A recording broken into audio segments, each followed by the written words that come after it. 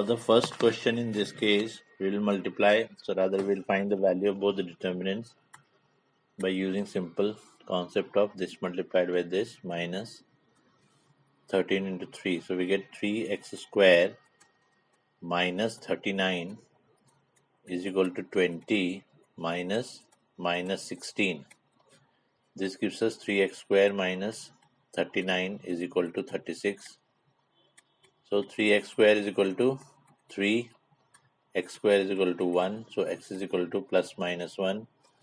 D is the correct choice. In the second question, let us imagine that a factory manufactures two quantities or two substances A and B. Quantities of A are X and quantities of B are Y.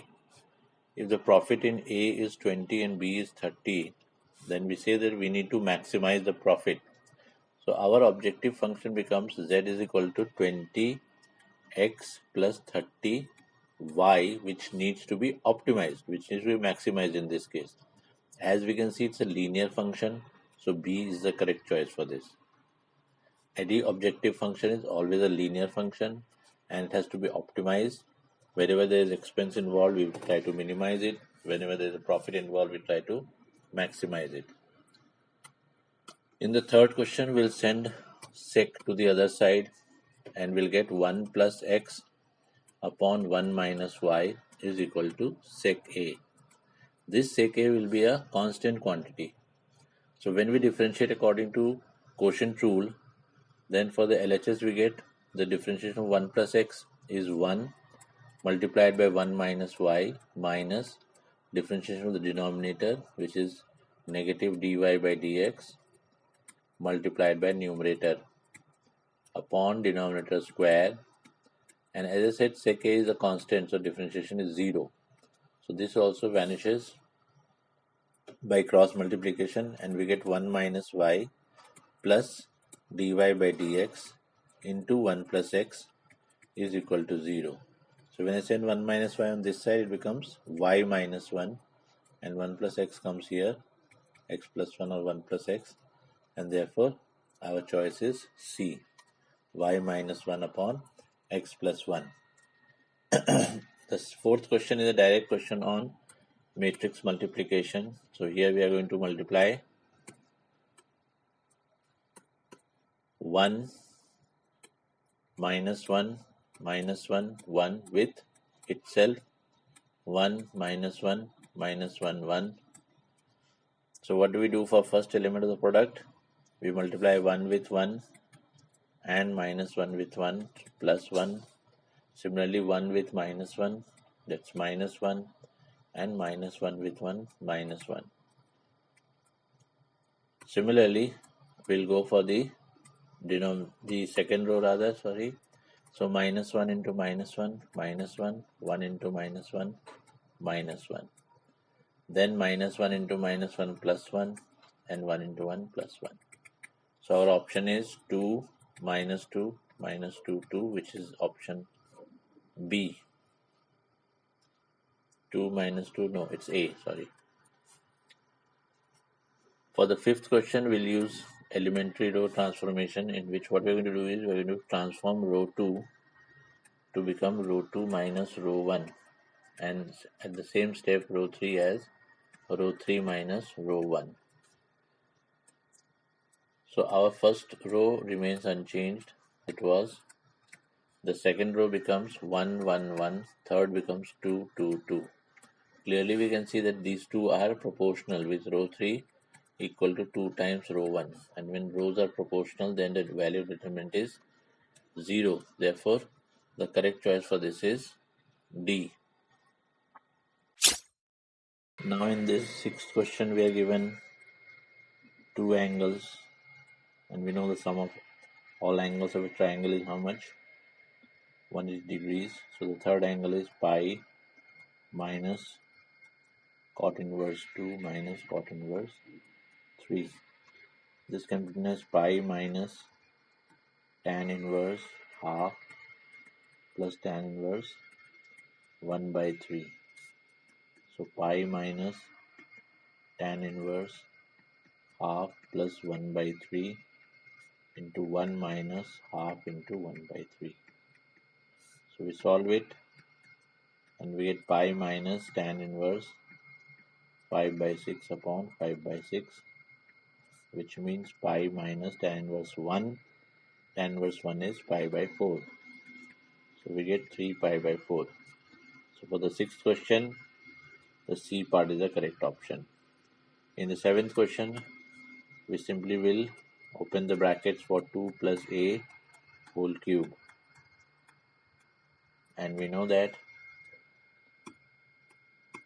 a plus b whole cube is a cube plus 3a square b plus 3ab square plus b cube.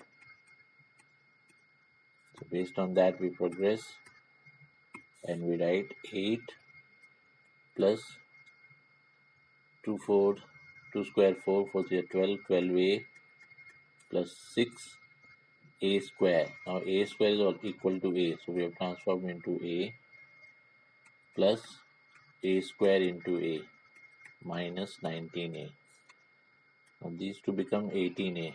8 plus 18a plus this a square will again written as a minus 19a. So 8 plus a square minus a. But a square and a are equal, so they cancel out. Therefore the correct option is a part, which is 8. Now we move to question number 8. If suppose we say that there are x and y have at least one letter in common. Now set of words. If I am taking any word, then obviously x will be related to x because both are same word, so they will have the letter in common. Therefore R is reflexive. If x is related to y, it means x and y have one letter in common, at least one letter in common. So obviously if x and y have one letter in common, it will imply y and x also have one letter in common. Therefore y is also related to x. Therefore R is a symmetric relation. What about transitive? So in transitive, let's take an example. If I say CAT cat is related to BAT bat because they have A common. And then I say if BAT bat is related to BOY boy because B is common. But it doesn't mean that these two are common. Because the common letters, or these two are related, I should say, they are not related because common letters are not the same in this case. Therefore, it cannot be transitive. Therefore, our option is reflexive and symmetric, but not transitive. Okay. Now we will move to question number 9. In question 9, we'll first find the inverse of it. To find the inverse, what we do? We say let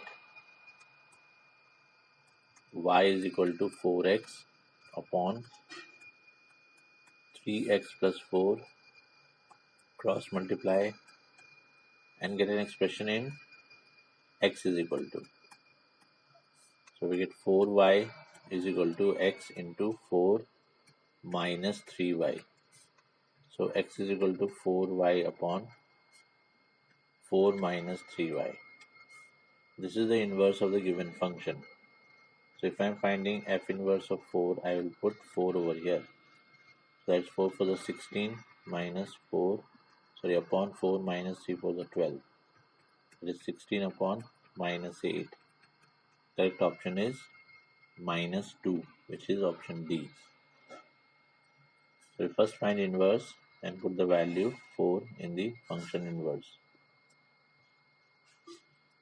For the 11th question, we'll be using a formula for 2 tan inverse theta. As we know, 2 tan inverse x is equal to tan inverse 2x upon 1 minus x square. So 2 tan inverse half becomes tan inverse 2 into half upon 1 minus 1 by 4 plus tan inverse 1 by 7. So I am having tan inverse, this cancels 1 upon 3 by 4 plus tan inverse 1 by 7. Now we use tan inverse A plus tan inverse B. The first one will become 4 by 3. So 4 by 3 plus 1 by 7 upon 1 minus 4 by 21. So 28 plus 3 on taking LCM. This is 7 for 28 plus 3 31. And from here 21 minus 4 17. So without calculating further, I can say for the 11th question it is A as the correct choice. In one of the applications of determinants, what we can do is we can find the area of a triangle using concept of determinant. So what we do for that, we make a determinant 1 1 1, then the x coordinates 1 0 k, followed by the y coordinates 3 0 0. This is how much half times of this is given to be 3. So as I expand it, what do I get? 1 into, this is 0 0, so 0 minus 1 into 1 0 0 minus 3k plus 1 into again 0 is equal to 6 because of cross multiplication. So I'll get 3k is equal to 6 and therefore k is equal to 2. So for 12th question, the correct choice is A. For the 13th question, the information has been summarized in table over here. According to the given information, the item A requires 1 gram gold, 3 gram silver. Item B requires 2 gram gold and 1 gram silver. We are also given that the company can use a maximum of 8 gram gold. So from the gold column, we get x plus 2y less than equal to 8. And from the silver column, the maximum allowed is 9 gram. So we get 3x plus y less than equal to 9. And of course, xy greater than equal to 0. So our option is option C, which matches. The information in the question regarding profit is we have 120 and 150 for A and B respectively. Accordingly, objective function is to maximize 120x plus 150y. The correct answer for profit will come after we plot the graph. So we have made the graph over here. We can see the graph for different lines and the corner points. So when we look at the corner points and we apply it in the objective function, which is 120x plus 150y. First corner point is 0 4. 0 4 will give us 600 because 0. Then 2 3, 2 means 240 plus 450, which is 690. 3 0 means 360 and 0 0 obviously has no meaning. So this is the correct one, 240, which we got at 2 comma 3. So 690 is the maximum profit. Therefore for 14th question, the objective function and the maximum profit is part B. The graph clearly tells you what are the corner points. We don't need to discuss that. So we move to question number 16. In question 16, we differentiate both the functions starting with y. So dy by dt is equal to, according to product rule, e raised power t into cos t minus e raised power t into sin t, because cos t's differentiation is negative sin t. Similarly for x, e raised power t sin t plus e raised power t cos t. When we divide them to get dy by dx, e raised power t is cancelled. Numerator is cos t minus sin t and denominator is cos t plus sin t. So when I put the value of pi by 4, cos t and sin t both are 1 by root 2. Therefore, at pi by 4, the value is 0, which is none of these. for any function, when we talk about marginal function, we need to find the differentiation of that. If r of x is equal to 3x square plus 36x plus 5, then we can clearly see r dash x will be equal to 6x plus 36. Now if x is equal to 5, it becomes 6 5 is 30 plus 36, which is equal to 66. So the correct option is option C. In the 18th question, the function given is fx is equal to 3x. Differentiation of fx will be 3 cos 3x.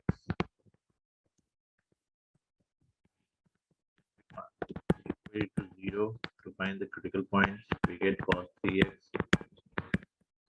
0. 3x is how much? Odd multiple of 6 is equal to 2n plus 1 5 by 6. So when we put the value of n 0, it comes 5 by 6. If I put 1, we get 5 by 2. We don't have to go beyond it because our interval is 0 to 5 by 2. So the number line can be divided into intervals of 0 to 5 by 6 and 5 by 6 to 5 by 2. In this interval of 0 to 5 by 6, if I'm looking at f dash x 3 cos 3x, then clearly it is greater than 0 because at 5 by 6, 3x becomes 5 by 2, cos becomes 0. It is greater than 0 between these limits. So our interval is 0 to 5 by 6. The question is whether it should be inclusive or not inclusive. So it will be inclusive.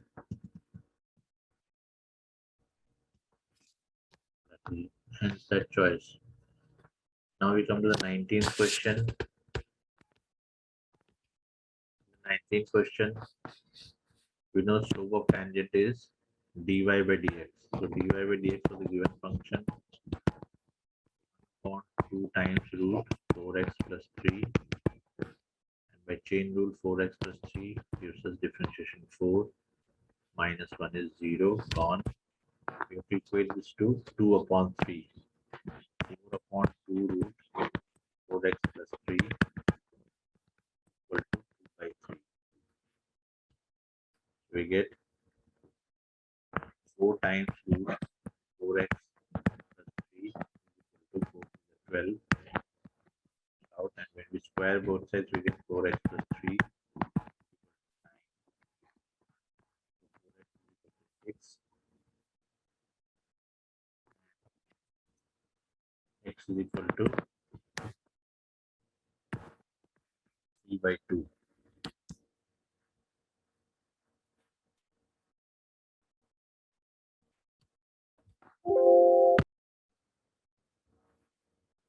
Actually, in this question, the sign over here was minus, not plus.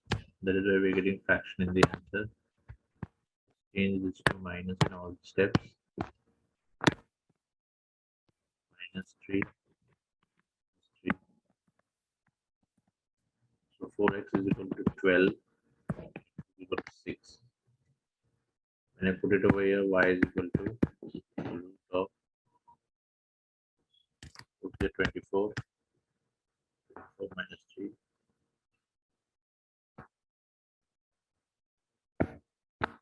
Actually 3, sorry. Suppose 12 minus 3, 9, 9 minus 1, which is 4. 4 is the correct option. 3 minus 1, 2, sorry. 3 minus 1, 2. 2 is the correct option. So, for the 20th question, 3 comma 19th question, 3 comma 2 is the correct option. Let's move to the 20th one now.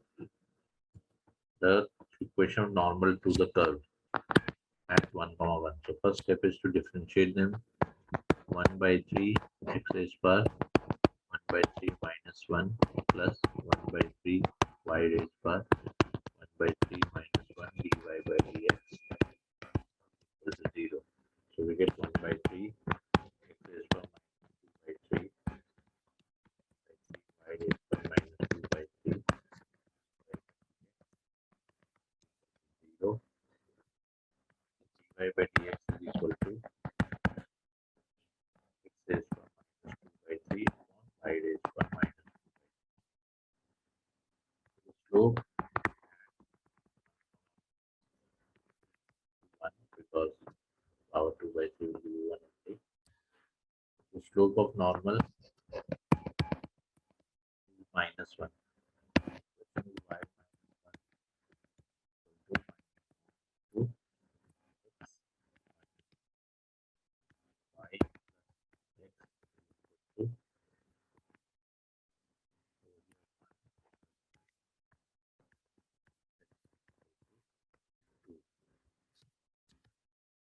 our option is C for the 20th question. The 21st question, or rather for the 21st question, we have the LPP problem. So we are given in the question only that rings are X and chains are Y, and we're also given that at most 24 rings and chains can be made. So our first constraint is X plus Y is less than or equal to 24.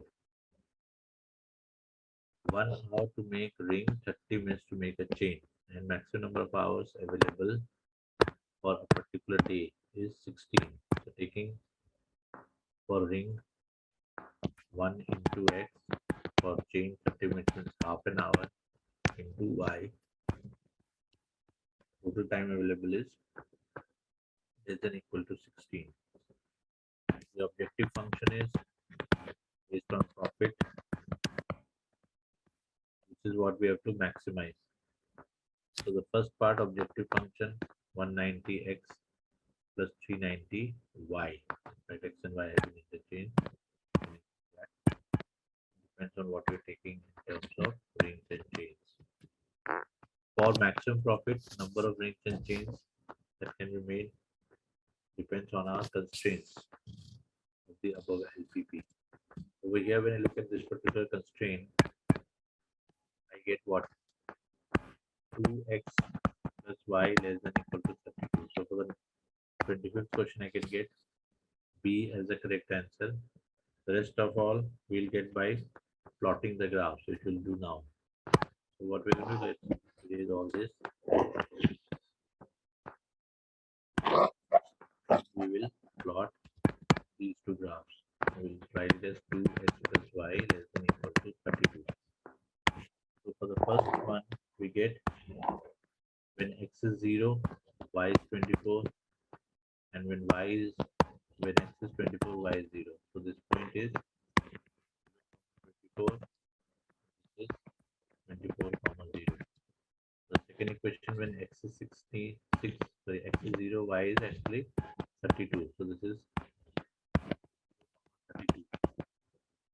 Y is 0, x is 16. So our second line comes like this. Both are in the less than region, so we can say this is the given LPP. We have 3 corner points already there. We have to find this particular point of intersection by solving them. So it's easy. X plus y is equal to 24. 2x plus y is equal to 32. We subtract them. Minus x minus 8. So x is 8 and y is 16. This point is 8, 16. So for maximum, we have to see that we have to analyze z at all these corner points. Based on that, we get the options for 22, 23, 24. And without calculation, I can tell you that the choices are 8, 16, corner points obviously available on the graph. You can see in 23, the maximum profit is 5440. Once again, look at all the solution, and any problem is there, you think anything is wrongly given, you can get back to me. Also, you can report if there's any glitch in the video. Thank you.